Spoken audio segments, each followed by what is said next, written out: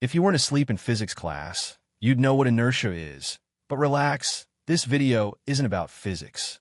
It's about you procrastinating for months, saying, I'll do it tomorrow, chasing a tomorrow that never shows up. I want to rip that habit out of your life today, right now. Your potential is insane, but procrastination, this tiny little bug, chokes it before it even starts. Today, you've got to take responsibility and throw that habit out, or your future is going to hit hard.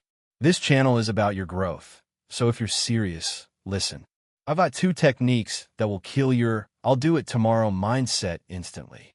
First, reduce the resistance. Instead of I gotta write 2,000 words, tell yourself, I'll just write 100. Once you sit down and start moving, inertia kicks in and you'll end up doing way more than you planned. Same with workouts. Just say you'll do 5 reps and watch how your body keeps going.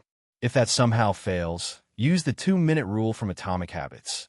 Set a timer for 2 minutes and just start. Once you're in motion, your body won't want to stop.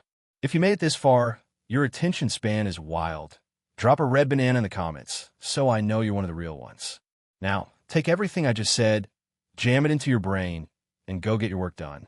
Stay strong.